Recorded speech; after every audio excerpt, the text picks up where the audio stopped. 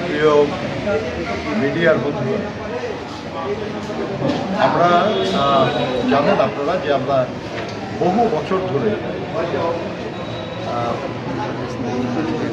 LDP liberal Democratic party তাদের সঙ্গে আমরা ঐক্যবদ্ধভাবে কাজ পরবর্তী পর্যায়ে যুগপথ আন্দোলনে আমরা একসাথে কাজ করি এবং এই দলের যারা প্রধান নেতৃত্বে যারা আছেন তারা একসময় আমরা একসাথেই কাজ করছি, একজনেই কাজ করছি। তো খুবই সক্রিয় ছিল এই দলটি যুগপথ আন্দোলনের সময়, রাজপথে দেখেছেন আপনারা। তো আমরা যাদের সঙ্গে আমরা যুগপথ আন্দোলন করেছি তাদের সবাইকে নিয়ে আমরা আলোচনা করছি। আমাদের ডিআরপি কমিটির দুটা ভাগ আছে, আপনারা জানেন যে এর আগে একদিন দুইটা জোট এবং বিভাগবাদী সহ আমরা কথা বলেছিলাম, আপনাদের সামনে এসেছিলাম এবং অন্যদিকে আমি খসরু মাহমুদের বিষয়টা সহ তারা আরও কিছু জোটের সঙ্গে দলের সঙ্গে কথা বলছে, তারা আপনাদের সঙ্গে কথা বলছে। আজকে আমাদের যে আমি সেলিমা রহমান, আব্দুল মিন্টু সাহেব এবং শাহজাহান সাহেব, আমরা যে এই টিমটা যাদের সঙ্গে আমরা ডিল করি তার মধ্যে এলডিপিটা শুধু বাকি ছিল, ওনারা অন্য প্রোগ্রাম ছিল সেদিন, সেই জন্য হয়নি। তো আজকে আমাদের মিন্টু সাহেব চিটগঙ্গে আছেন, সেলিমা আফান জামাল শরীফ আমাদের একজন নেতা মারা গেছেন এবং শাহজাহান সাহেব থাইল্যান্ডে চিকিৎসা। এই জন্য আজকে ওনারা কেউ উপস্থিত নেই, কিন্তু আমাদের এই প্রত্যেকটা মিটিংয়ে আমাদের দলের মহাসচিব মির্জা ফখরুল ইসলাম আলমগীর আজকেও তিনি উপস্থিত ছিলেন। আর এলডিপির পক্ষ থেকে তাদের মহাসচিব সহ তাদের যারা সিনিয়র নেতৃবৃন্দ তারা উপস্থিত ছিলেন। এটা একটা ধারাবাহিক কর্ম অংশ যে আমরা আমাদের সাথীদের সাথে বিদ্যমান অবস্থা নিয়ে মত বিনিময় করি। তো স্বাভাবিকভাবেই দেশের বিদ্যমান রাজনৈতিক, সামাজিক, অর্থনৈতিক এসব পরিস্থিতি নিয়ে আমরা আলোচনা করেছি, মত বিনিময় করেছি, পরস্পরকে বোঝার আমরা চেষ্টা করেছি আমরা কীভাবে এটাকে দেখছি। এবং এই মুহূর্তে আমাদের কী চিন্তা করছি, আমাদের দল কী করছি না কীভাবে করার চিন্তা করছি, সেগুলো নিয়েও আমরা নিজেদের মধ্যে আলোচনা করছি।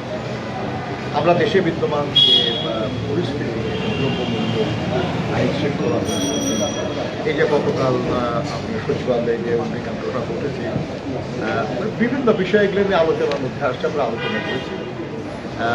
কিন্তু যেহেতু আমরা একসাথে দীর্ঘদিন ধরে আন্দোলন করি, আমাদের এক ধরনের মানসিক ঐক্য থাকার কারণেই তো আমরা একসাথে এতদিন পাচ্ছি। কাজে যে আলোচনাই আমরা করেছি সেসব আলোচনায় আমরা মোটামুটি সব কিছুতেই একমত আছি এবং আমরা মনে করি আর কি যে আমাদের এই আলোচনা অব্যাহত থাকবে। যখনই দরকার হবে আমরা আবার একসাথে বলবো। বিএনপি যদি মনে করে তাহলে বিএনপি আহ্বান জানাবেন, তারা আসবেন, আমরা বলবো। আর ওনারা যদি দরকার মনে করেন ওনারা আহ্বান জানাবেন, আমরা যেমন তাদের সাথে বলবো। এটা আমাদের চলতে থাকবে। জেনারেলি যেটা সেটা হচ্ছে যে আমরা মনে করি যে দীর্ঘদিন লড়াই সংগ্রামের ধারাবাহিকতায় গত জুলাই আগস্ট মাসে যে ছাত্র শ্রমিক জনতার অবস্থান, এর মধ্য দিয়ে আমাদের দেশে ফ্যাসিবাদের পতন হয়েছে। জনগণ একটা দুঃসময়ের একটা কাল এটা অতিক্রম করতে পেরেছে। কিন্তু যে লড়াই ছিল আমাদের এতদিন, সেই লড়াইটা শুধুই ফ্যাসিবাদের পতনের লড়াই ছিল না। লড়াইটা ছিল আমাদের দেশের মানুষের গণতন্ত্র, গণতান্ত্রিক অধিকার পুনরুদ্ধারের, যাতে করে তাদের যে মূল আকাঙ্ক্ষা, তাদের সাম্য, সামাজিক ন্যায় বিচার, মানবিক মর্যাদা, এইসব যাতে অর্জিত হয়, যাতে সেটা কমে, যাতে দেশের সাধারণ মানুষ তাদের যে ন্যূনতম প্রয়োজন যেটা সেই জন্য দরকার আমাদের জনগণের প্রতিনিধিত্ব,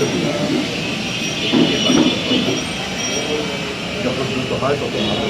কিন্তু সেটা করার জন্য যা যা করা দরকার সেটা কাজ চলছে, আমরা সহযোগিতা করছি এবং আমরা আশা করব যত দ্রুত সেটা সম্ভব করে জনগণের ক্ষমতা জনগণের হাতে। ধন্যবাদ। এই ব্যাপারে এখন এলডিপির মহাসচিব ডক্টর আসসালামু আলাইকুম। বিজয়ের মাসে আমরা আজকের এই রিয়াজু কমিটির বৈঠকে বিএনপির মহাসচিব মির্জা ফখরুল ইসলাম আলমগীর এবং নজরুল ভাই সহ আমার দলের স্ট্যান্ডিং কমিটির মেম্বার এবং অন্যান্য সদস্যদেরকে নিয়ে বিশদ আলোচনা হয়েছে এবং আলোচনার বিষয়বস্তু সম্পর্কে নজরুল ভাই আপনাদেরকে অবহিত করেছেন। আমরা দীর্ঘ সময় একসাথে আন্দোলন করেছি।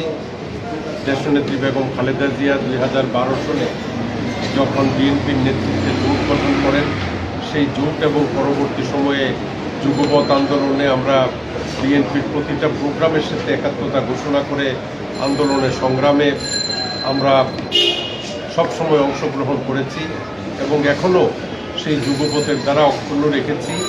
আমরা বিএনপির ডাকে এবং আমাদের ডাকে বিএনপি যে কোনো সময় যে কোনো প্রোগ্রামে যে কোনো প্রয়োজনে আমরা সাড়া দিচ্ছি দেব এবং যেই জন্য আমরা দীর্ঘ সময় আন্দোলন করেছি, এই আন্দোলনের একটি চূড়ান্ত পর্যায়ে পৌঁছার প্রাককালে এই দেশের ছাত্র শ্রমিক জনতা যে আন্দোলন করেছে, এই আন্দোলনের ভিত্তি আমরা আমাদের আন্দোলনের মাধ্যমে দীর্ঘদিনে সৃষ্টি করেছিলাম।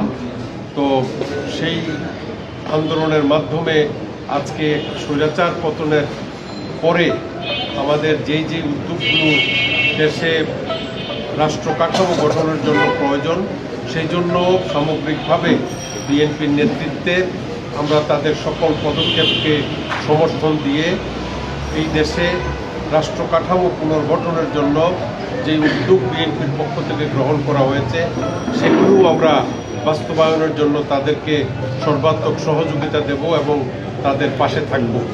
আজকে আমি একজন মুক্তিযোদ্ধা হিসাবে, বীর মুক্তিযোদ্ধা হিসাবে এই ডিসেম্বর মাসে তাদের সাথে আলোচনা করতে পেরে আমি অত্যন্ত আনন্দিত এবং আলোচনা ফলপ্রসূ হয়েছে।